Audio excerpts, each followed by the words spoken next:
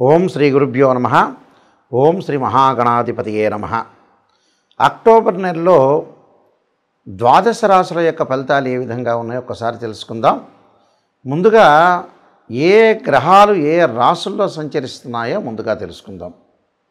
ముఖ్యంగా శని మీనరాశిలో వక్రస్థితిలో ఉండటం, రాహు కుంభరాశిలోను, కేతు సింహరాశిలో సంచారం చేయడం జరుగుతుంది.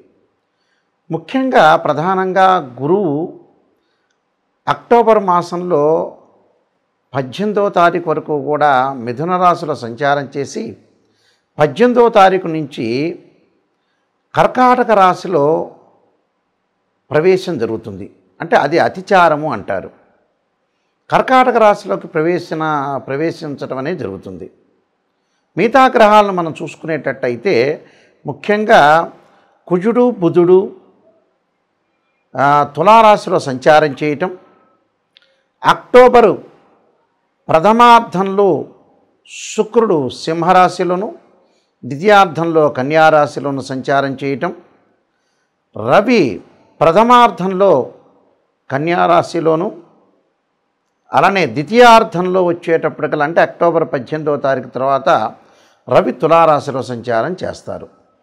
ఈ సంచారాల వల్ల ఈ గ్రహాల యొక్క విషయంలో మనం ముందుగా ముఖ్యంగా ఎలాంటి రాశుల వాళ్ళకి ఎలాంటి ఫలితాలు కలుగుతాయో ఒకసారి పరిశీలన చేద్దాం. ధనస్సు రాశి వాళ్ళకు వచ్చేటప్పుడు రాశ్యాధిపతి గురువు సప్తమంలో ఉండటం, అక్టోబర్ 18 తర్వాత అష్టమంలో ఉండే అవకాశం అనేది ఒకటి ఉంది.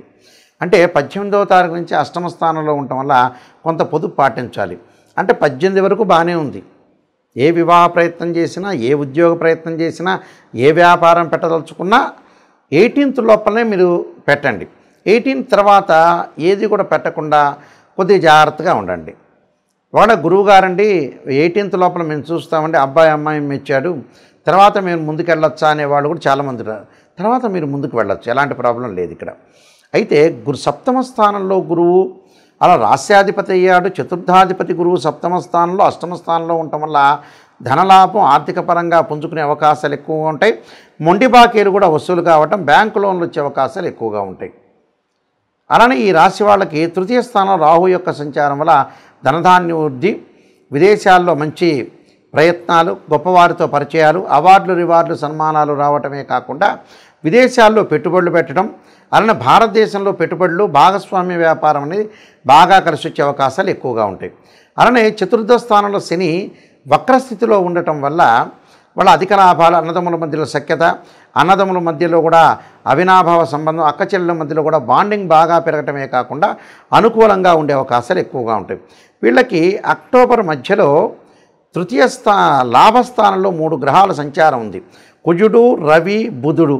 అంటే ఈ 3 గ్రహాల సంచారం వల్ల ఆస్తిపాస్తులు కొనుగోలు చేయటం, అలాంటి డబ్బులు ఖర్చు కావటం, అంటే స్థిరాస్తులు బాగా లభించే అవకాశాలు ఎక్కువ ఉంటాయి.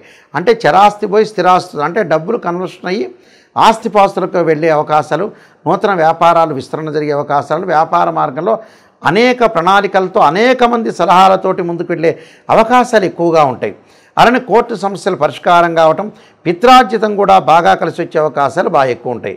కాబట్టి ప్రతి పనిలో కూడా ప్రతి ప్రయత్నంలో కూడా వీళ్ళకి సమర్థవంతంగా ముందుకు వెళ్ళే అవకాశాలు ఎక్కువగా ఉంటాయి. కాబట్టి శుక్రుడి యొక్క బలం వల్ల కూడా వీళ్ళకి అనుకూలంగా ఉండే అవకాశాలు ఎక్కువ ఉంటాయి. కాబట్టి వివాహ ప్రయత్నాలు కూడా కొంత సఫలీకృతం అయ్యే అవకాశాలు ఎక్కువగా ఉంటాయి. కాబట్టి ధనుస్సు రాశి వాళ్ళకంతా కూడా మేలు జరిగే అవకాశాలు ఎక్కువ ఉంటాయి. ఇంకా మరింత మేలు కలగాలంటే నేను చెప్పిన రెమెడీస్ ఖచ్చితంగా మీరు పాటించండి, మీకు మంచి జరిగే అవకాశాలు ఖచ్చితంగా ఉంటాయి. ఈ రాశి వారు ముఖ్యంగా కొన్ని ప్రత్యేకంగా రెమెడీస్ అనేవి అనుసరించాలి. ఆ రెమెడీస్లో నేను కొన్ని పరిహారాలు చెప్తాను. ఆ పరిహారాలు పాటిస్తే మంచి జరిగే అవకాశాలు ఖచ్చితంగా ఉంటాయి. ఎందుకంటే ఈ రాశి వాళ్ళు ముఖ్యంగా సూర్యుడి యొక్క నమస్కారాలు చేయటం మంచిది. ఈ అక్టోబర్ మాసాల్లో 4 ఆదివారాల పూట కూడా 4 ఆదివారాలు ప్రాతకాలంలో సూర్యుడు ఉదయించే సమయంలో సూర్యుడి యొక్క ప్రార్థన చేయాలి. సూర్యుడి యొక్క ప్రార్థన చేయటంలో చాలా మంచి మంత్రం ఏమిటంటే సూర్యగాయత్రి మంత్రం అంటాం మనం. ఈ సూర్యగాయత్రి మంత్రం వల్ల ఏం జరుగుతుంది అంటే ఉద్యోగపరంగా ఇబ్బందులు లేకుండా ఉంటారు, నూతన ఉద్యోగాలు లభించే అవకాశం ఉంటుంది, ఆరోగ్యం మహాభాగ్యం అని ఆరోగ్యం పరంగా కూడా ఇబ్బందులు లేకుండా ఉండే అవకాశాలు ఖచ్చితంగా ఉంటాయి.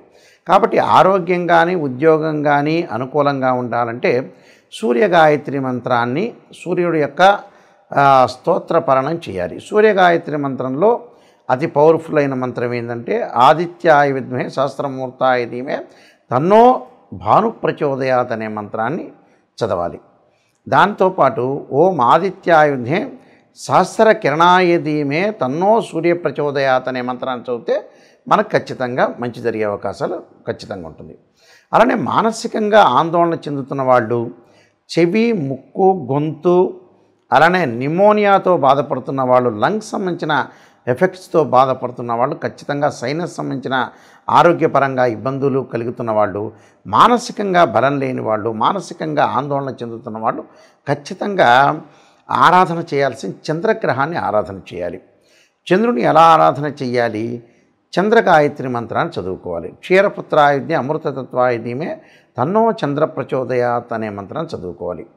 రియల్ ఎస్టేట్ కానీ, అలానే అగ్రికల్చర్ ల్యాండ్స్లో కానీ, రైతులు కానీ, బిల్డర్స్ కానీ, కెమికల్ కంపెనీస్ వాళ్ళు కానీ, డాక్టర్స్ కానీ, కోర్టు వ్యవహారాలు, పోలీస్ స్టేషన్ వ్యవహారాల్లో చిక్కుకున్న వ్యక్తులు, అలానే ఏదైతే ఆస్తిపాస్తుల గురించి గొడవలు, అన్నదమ్ముల మధ్యలో గొడవలు ఉన్న వాళ్ళు తప్పకుండా సుబ్రహ్మణ్య స్వామి యొక్క ఆరాధన చేయాలి. అంటే 2 జంట సర్పాలను దానం చేయటము, అలానే రాహుకాలంలో పూజ చేయటము, సుబ్రహ్మణ్య స్వామి యొక్క ఆరాధన చేయాలి. సుబ్రహ్మణ్య స్వామిని చుట్టూ ప్రదర్శన చేసేటప్పుడు తప్పకుండా తత్పురుషాయ విద్యే మహాసేనాయ ధీమహి తన్నో షణ్ముఖ ప్రచోదయాత్ అనే మంత్రాన్ని చక్కగా చదువుకోవటం వల్ల మనకున్న గొడవలు, తగాదులు ఇలాంటివన్నీ కూడా పరిష్కారం జరిగే అవకాశాలు ఖచ్చితంగా ఉంటాయి. అలానే వీళ్ళు బుధగ్రహం అంటే బుద్ధిబలం పెరగటానికి, లౌకిక జ్ఞానం పెరగటానికి, అలానే గణిత శాస్త్రంలో ప్రాధాన్యత పెరగటానికి, లెక్కల్లో పిల్లలు, విద్యార్థులు వీక్గా ఉన్న వ్యక్తులు వ్యాపారపరంగా అనుకూలంగా ఉండాలంటే ఖచ్చితంగా విష్ణు సహస్రనామ పారాయణంతో పాటు ఓం యక్షాయ కుబేరాయ వైశ్రవణాయ ధనధాన్యాధిపతే ధనం ధాన్యం సమృద్ధిమే దేహిమే దాపయిస్వ అనే మంత్రాన్ని చక్కగా బుధవారం రోజున ప్రాతకాలంలో 11 సార్లు చదవటం చాలా మంచిది. అలానే విద్య యందు అనుకూలంగా లేకపోవటం, విద్య పిల్లలకి మర్చిపోవటం చదివినంతా కూడా, అలానే ధనపరంగా ఇబ్బందులు కలుగుతున్న వాళ్ళు, మొండి బాకీలు వసూలు కాని వాళ్ళు, ఉద్యోగ ప్రయత్నాలు కూడా అనుకూలంగా లేని వాళ్ళు, అలానే ఫైనాన్షియల్ పరంగా ట్రబుల్స్ ఉన్న వ్యక్తులు ఎవరైతే ఉంటారో వాళ్ళందరూ కూడా, సంతానపరంగా ఇబ్బందులు కలిగిన వ్యక్తులు ఎవరైతే ఉంటారో వాళ్ళందరూ కూడా తప్పకుండా దత్తాత్రేయ స్వామి పారాయణం, దత్త కవచాన్నితో పాటు ఓం దేవానాంచ ఋషీనాంచ గురుకాంచన సన్నిభం బుద్ధిమతం త్రిలోకేశం తమ నమామి బృహస్పతిం అనే మంత్రాన్ని చక్కగా చదువుకోవటం వల్ల కూడా వీళ్ళకి మంచి జరిగే అవకాశాలు ఖచ్చితంగా ఉంటాయి. అలానే వివాహం కాని స్త్రీ పురుషులు ఎవరైతే ఉంటారో, మాకు వివాహాలు కావట్లేదు, దగ్గరికి వచ్చినట్టు వచ్చి వెళ్ళిపోతున్నాయనే వ్యక్తులు అమ్మవారి యొక్క ఆరాధన చేయాలి. అమ్మవారి యొక్క ఆరాధనతో పాటు మహాలక్ష్మి అంటే మహాకాళి, మహాలక్ష్మి, మహాసరస్వతిని ప్రార్థన చేయాలి. అలానే కాత్యాయనాయుధ్యే కన్యాకుమారి ధీమహి తన్నో దుర్గి ప్రచోదయాత్ అనే మంత్రాన్ని చదవటం వల్ల శీఘ్రంగా వివాహం జరిగే అవకాశాలు ఉంటాయి. అలానే శుక్రవారం రోజున బొబ్బర్లు దానం చేయటం, వీలైతే బొబ్బర్లు ఆవుకు పెట్టే అవకాశం అనేది చూసుకోవాలి.